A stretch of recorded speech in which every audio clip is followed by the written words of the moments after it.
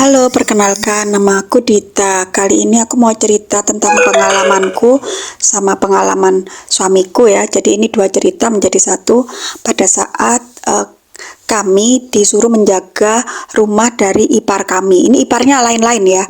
Ini yang ipar yang pertama dulu. Katakanlah ipar yang pertama itu dia itu kakakku ya. Nah, iparku ini kan aku kan punya adik cewek sama kakak cewek gitu loh, jadi iparku yang ini panggil aja Masmu gitu. Nah, Masmu itu titip sama aku sama suamiku itu untuk menjaga rumahnya yang ada di Jember. Entah alasannya apa ya, pokoknya kami suruh jaga rumahnya. Jadi katanya kamu nempat di situ ya sama suamimu gitu untuk sementara, nanti tak kasih uang karena kamu mau jagain gitu. Nggak tahu kenapa disuruh jagain juga ya. Aku kadang nggak pernah tanya, tapi waktu itu mungkin omongannya sama suamiku kali ya, yang lebih lengkapnya. Tapi intinya kami suruh jaga gitu aja di rumah itu. Nah, kalau menurut aku sih rasanya itu waktu itu kakakku itu karena ada keperluan masih di Surabaya belum sampai ke Jember gitu loh, jadi aku disuruh jaga dulu rumah itu, nanti kemudian dia ngikut ke sini. Kayaknya di dalam rumah itu sudah ada barang-barang gitu, jadi aku suruh jaga dulu, terus habis gitu nggak lama dia datang sama keluarganya nempati rumah dinas itu. Mungkin seperti itu, aku juga kurang tahu, aku nggak terlalu ingat sih. Tapi yang aku ingat tuh aku sama suamiku jaga di rumah itu selama 3 hari. Nah, tapi kami nggak kuat. Kami hanya jaga rumah itu sehari.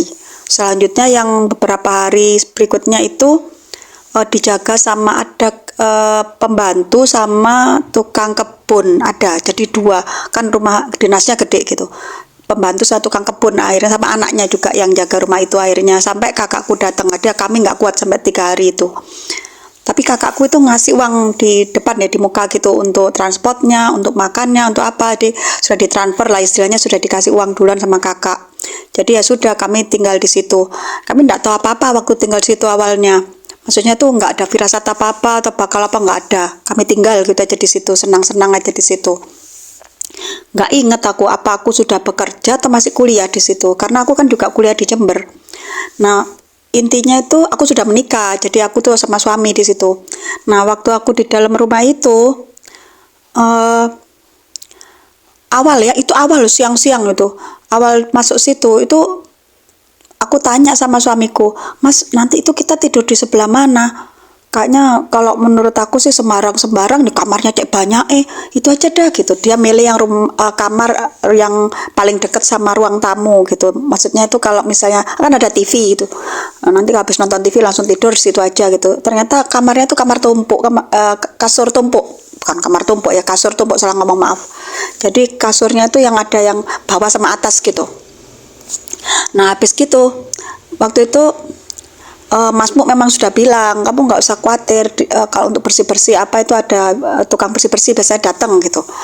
Nah, jadi pada saat itu aku ngelihat itu ada sosok ya, aku ngomong ya, soalnya aneh, seliwar gitu di belakang. Terus aku bilang ke suamiku, Mas, aku kok lihat ada orang yang lihat di belakang, apa pembantu? Iya, mestinya pembantu ya, siapa lagi?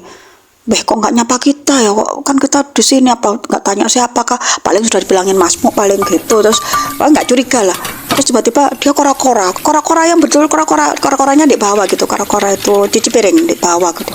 Dia cuci piring, klonang ya, cuci piring lah kayak orang-orang normalnya cuci piring di bawah gitu. Terus noleh ke aku gitu, kayaknya laki.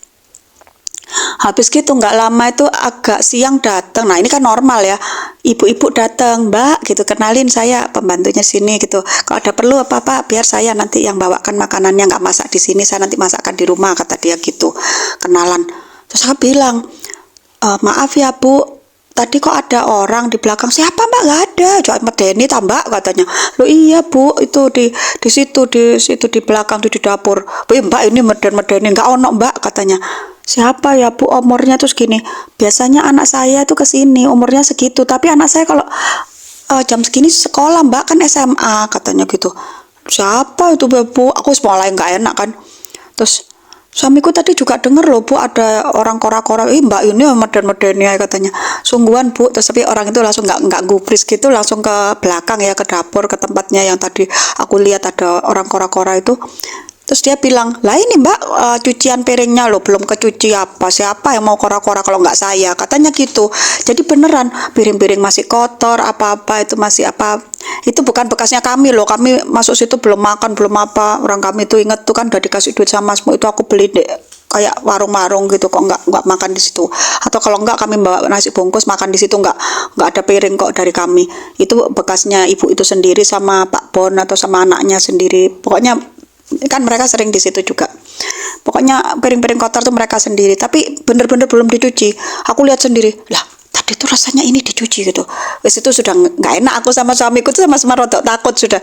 Terus habis itu Bu itu bersih-bersih, nyapu-nyapu ya kayak normal-normalnya pembantu gitu. Terus aku sama suamiku jalan-jalan di Jember gitu, kemana-mana, ke jalan ke saudara-saudara apa gitu-gitu. Terus balik itu sudah agak malam tuh, sudah maghrib. Aku ingat melewati maghrib ya sudah ya. Melewati maghrib di dalam rumah itu aku sama suamiku ya sholat apa kayak normal-normal biasa gitu, maghrib. Terus juga aku melihat jam itu sudah menunjukkan angka jam 6 gitu, angka 6. Lihat udah jam 6 ini. Terus aku bilang, mas kok perasaanku nggak enak ya maghrib ini di rumah ini nyalain lampunya yang mana ya, kok gelap gini, udah mulai gelap ya, tapi aku nggak tahu saklarnya lampunya di mana. Terus waduh, pembantunya mana udah pulang katanya gitu. Itu dalam keadaan gelap, kami belum tahu di mana saklar lampunya, udah terlanjur gelap. Waktu itu jangan ngomong HP ya, waktu itu belum ada HP, bingung juga. Jadi kalau mau telepon apa pakai telepon biasa gitu. Terus seingatku suamiku itu telepon Masmu gitu di Surabaya, Masmu masih telepon gitu dari Jember ke Surabaya, kan hafal nomornya udah dikasih. Telepon terus, oh katanya saklarnya sebelah sana gitu. Ternyata saklarnya tuh kak jadi satu, ini untuk saklar ini, saklar ini. Akhirnya ketemu kan saklarnya. Nah pas saklar dihidupin tuh loh, ada kayak kalau batu cepatnya zut gitu. Apa itu mau, katanya suamiku gitu. Iya mas, mau aku apa, kayak orang lari gitu loh di antara kami gitu. Jadi pas kami nyalain lampu tuh kayak ada orang lari gitu. Terus yang aneh itu di belakang tuh dia tuh memperlihatkan diri, sosok itu ngeliatkan diri sekali lagi dengan bentuk yang jelas gitu. Anak laki-laki seumuran anaknya ibunya yang jaga itu, yang SMA itu kora-kora, dia cuci piring gitu. Residunya anak itu pokoknya cuci piring. Ya katakanlah roh itu tuh senangannya cuci piring. Dek, itu tadi katanya ibu itu kok kayak bukan anaknya, kata Dek. Tak tanyain ya. Terus aku deketin tuh, tiba-tiba dia udah nggak ada, kayak yang tuh kosong gitu, nggak ada orang mas gitu. Terus baru aja kak gitu, tiba-tiba itu sosok itu berdiri di berdiri di di dapur gitu, berdiri nggak ngapain, tapi sosok modelnya udah kayak transparan, nggak lagi model manusia wadak yang jelas gitu. Langsung aku sama suamiku takut, langsung masuk ke dalam kamar terus ditutup kunci. Apa itu tadi ya, gak tahu, aduh moga-moga pembantunya datang lagi gitu, karena Masmu bilang katanya pembantunya kadang malam-malam datang gitu buat ngidup-ngidupin lampu, ini kok nggak datang pikirku. Terus bener nggak lama itu bunyi tok tok tok, terus kami dari dalam kamar ngomong bu gitu, maksudnya itu apa ibu itu. Terus dia bilang iya saya datang gitu, permisi ya gitu. Langsung kami keluar kamar, bu tadi datang lagi itu sosoknya. Aduh kok ada lagi ya yang ganggu ya gitu. Terus ibu itu bilang udah nggak usah dipikiri, nggak ada apa-apa. Terus ibu itu sama anaknya, so aku bilang bu, orang yang tadi itu kora-kora tuh seumuran ibu ini, ajak meden-medeni gitu. Terus anaknya itu ya seperti anaknya, wadaknya itu modelnya itu apa ya istilahnya, badannya perawakannya itu kayak anaknya gitu, yang umur SMA itu persis. Terus anaknya itu dia bantu ibunya buat disuruh gitu, jalan misalnya, le ambilkan ini, le ini taruh, le itu nak gitu, nak ini, dia bagian bantu ibunya gitu. Terus dia tuh diem aja gitu. Tapi aku lega ada itu, aku nggak ngerti loh ibu itu bakal pergi lagi. Jadi tak pikir dia lama, jadi aku rotok tenang sama suamiku. Terus akhirnya kami tuh nonton TV di situ di ruang tamu, udah nggak lagi dalam kamar. Terus tiba-tiba ibu itu bilang, mari ya saya pulang dulu katanya, karena kami lagi asik nonton TV, jadi nggak kepikir kalau itu bakal jadi malam horor gara-gara ibu itu pulang. Terus "Oh, iya bu. Terus, tapi aku dengar ibu itu saya bilang gini, makanya kami tenang. Ntar lagi ada pak, ya itu pak kayak pak kebunnya atau apa gitu. Nanti Pak Anu ntar lagi ke sini gitu. Iya gitu. Nggak lama dari waktu itu ada yang datang, ada pak, ya itu pak kebun itu yang datang. Nggak lama tapi sekitar paling sekitaran 3 menit setelah Bu itu pergi, aku dengar ada suara bercakap-cakap. Kayaknya Bu itu masih ada di sini di depan rumah gitu. Pak itu datang terus ngobrol terus masuk ke rumah. Permisi Bu, Pak, Bu gitu. Saya yang disuruh Mas Mo itu. Buat ternyata dia buat apa? eh itu loh kayak naruh barang-barang itu di misalnya di kamar ini dia udah gak diinstruksi apa pokoknya tuh untuk supaya barang-barang tuh bisa ditaruh dengan rapi gitu loh. Soalnya barang-barangnya kan masih di dalamnya dos apa itu dirapiin gitu. Nah dia tuh bagian ngerapiin. Aku ya percaya aja karena dia kayaknya memang diinstruksikan dus-dus itu yang sebelah ini taruh di sini. Jadi nggak bongkari dus, nggak ngambil apa dalam dus, nggak. Tak lihat orangnya cuma naruh ini di sini, ini di kamar ini, kayaknya sudah diinstruksikan nanti jadi kamar keluarga ini jadi gitu. Jadi aku lihat dia kerja itu nyantai gitu, tenang malah kan enak ada teman. Terus nggak lama dia bilang, saya pulang dulu ya. Terus baru aku rada takut, Pak jangan pulang nanti kami gimana, Bapak tidur sini aja.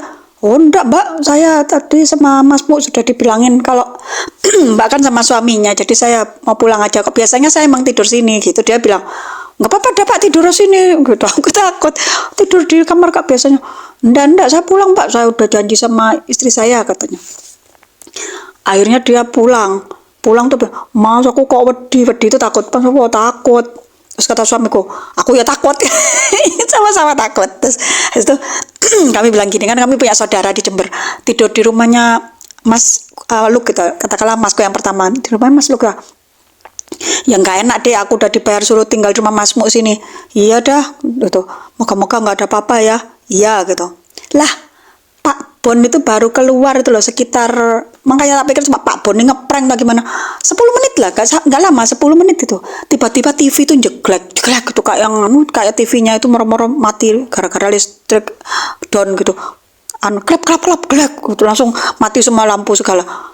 Mas, aku nggak tahu di mana sikringnya. Iya, aku yang nggak ngerti. Nah, tadi panggil-panggilan Pak Bon, PI masih di situ. Ternyata nggak ada mas, sepeda motornya nggak ada, pulang dia gitu. Wes takut aku. Akhirnya kami berdua itu pelan-pelan, pada takutannya. Cari di mana nih sikringnya. Ya takut ya, soalnya udah 2 kali lah kami dikeliatin sosok itu kan. Nah pada saat kami nyari sikring tuh loh, sosok itu seliwar lagi, kora-kora lagi, kayak tadi itu udah kayak gitu. Tapi sekarang lebih agresif lagi. Dia malah berani ke ruang tamu gitu, geser-geser kursi gitu. Wah, malah dia kayak dorong kursi, apa kayak yang tindakan random itu. Malah sosoknya tuh malah, Mas itu kan mas hantunya gitu. Terus aku bilang, kata suamiku, udah cepetan cari di mana sikringnya. Terus mungkin di dekatnya saklar lampu nggak ada. Terus kami keluar rumah, ternyata ketemu sikringnya. Begitu lampu dihidupin memang langsung nggak ada apa-apa. Terus habis tuh aku wedi deh gitu, aku takut gitu, kata suamiku, nyari makan yuk kita keluar aja gitu. Iya dah gitu. Habis itu setelah selesai cari makan di warung, kami kembali ke rumah itu lagi. Terus lampu kan nggak kami matikan gitu. Loh mas, tadi kan waktu kita keluar lampunya kan hidup mas, kok itu mati mas? Waduh, ya udah. Terus beneran begitu kayak sekringnya mati lagi gitu loh, dihidupin dari luar itu sekringnya dia langsung hidup, berarti jeglek lagi. Habis itu TV itu langsung hidup, padahal kan tadi sebelum kami pergi tuh TV itu mati loh. Udah kok aneh ya gitu. Sudah lah, nggak kami pikir, kami matikan aja TV-nya, terus langsung masuk kamar aja, yuk ayo gitu. Soalnya begitu kayak masuk itu rasanya nggak enak, kayak masih ada sosok itu di belakang, di belakang, di deket banget itu, di apa, di tempat cuci piring, ada kamar mandi sama apa lagi ya, kayak ruang makan di belakang itu. Nah akhirnya aku sama suamiku masuk ke dalam kamar ya namanya suami istri ya, kami tidur barengan dek yang bawah gitu, nggak yang yang di atas tuh kosong. Lah kok yang atas tuh loh kayak yang digejelek itu dia apa ya, kayak dia ada yang lompat-lompat di atas gitu. Mas itu apa mas, gak tahu sih, kami peluan gitu. Ya Allah Allah Allah, bismillah bismillah, jadi kami doa terus itu kayak dia tuh ngintip gitu. Kami tahu rasanya tuh makhluk itu ngintip dari atas, terus kami coba doa bismillah bismillah bismillah, ketakutan gitu, tolong ya, dalam hati tuh kayak gitu tuh. Nggak ada yang bisa, kayak orang tindian gitu, mau bilang tolong juga nggak bisa, jadi cuma doa bismillah bismillah. Dia juga doa terus entah gimana gitu, apa goyang-goyangan dari kasur atas tuh berhenti terus. Habis tuh dia gini, suamiku bilang, intipan di luar. Bah, begitu aku ngintip di luar tuh kursi itu sudah nggak karu-karuan bentuknya. Terus kami betulin, setelah kami betulin, terus kami masuk lagi ke dalamnya kamar, nggak berani keluar lagi dah, nggak berani nonton TV apa, kedengaran suara kora-kora. Kayaknya hantunya tuh aktif di luar sama di belakang, aktif banget, kedengaran yang kora-kora, dengerin TV itu mati hidup, yang lampu itu kayak jeglek, nggak ngurus kami, nggak lampu jeglek apa, kami di dalam kamar terus berdoa moga-moga nggak ada gangguan lagi. Ternyata semalaman kami diganggu ya, di dalam kamar tuh diganggu terus sama yang di kasur atas itu. Tapi kami udah nggak berani keluar, terus kami pasrah aja di dalam kamar, kami doa terus.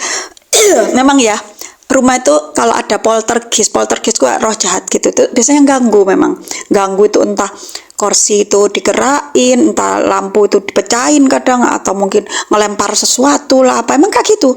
Aku dulu aja pernah loh dilempar apa, keset itu buat alas kaki, yang buat kalau misalnya kotor gitu alas kaki itu. Nah itu dilempar gitu, yang kayak misalnya kita mau masuk rumah kan ada kesetnya, itu dilempar gitu ke aku. Pernah kayak gitu, moro-moro terlempar ke aku gitu, pernah. Jadi memang poltergeist tuh bisa menggerakkan sesuatu, jadi serem waktu itu.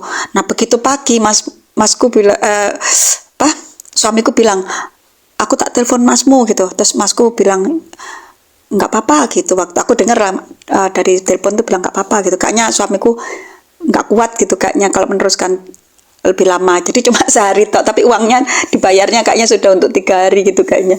Jadi uang itu banyak kok dikasihkannya. Terus makanya suamiku minta maaf, kayaknya nggak sanggup kalau harus 3 hari gitu. Tapi masku baik, diizinkan. Masmu itu baik, jadi diizinkan cuma sehari tok. Akhirnya suamiku sama aku memutuskan untuk nggak kuat menyerah. Bukan, aslinya masku tuh bukan nyuruh aku nyali, emang beneran suruh jaga. Terus akhirnya masku tuh entah nyuruh siapa gitu buat jaga, kurang tahu apa dia sendiri kayaknya. Rasanya kayak dia sendiri kayaknya yang datang ke Jember sendiri buat jagai rumah itu sendiri. Kendel berarti datang kayaknya. Ya karena emang harus dijaga ya, karena banyak barang-barang yang sudah masuk. Akhirnya aku tidur di rumah kakakku yang pertama di Masluk gitu. Ya udah itu ceritanya. Pokoknya aku nggak akan lupa kejadian itu. Apa masku apa tahu ya, masmu itu apa iparku tuh tahu ya kalau rumahnya itu ada hantunya itu ya, rumah dinas itu. Nah itulah kejadiannya. Nah ya sekarang yang cerita yang kedua.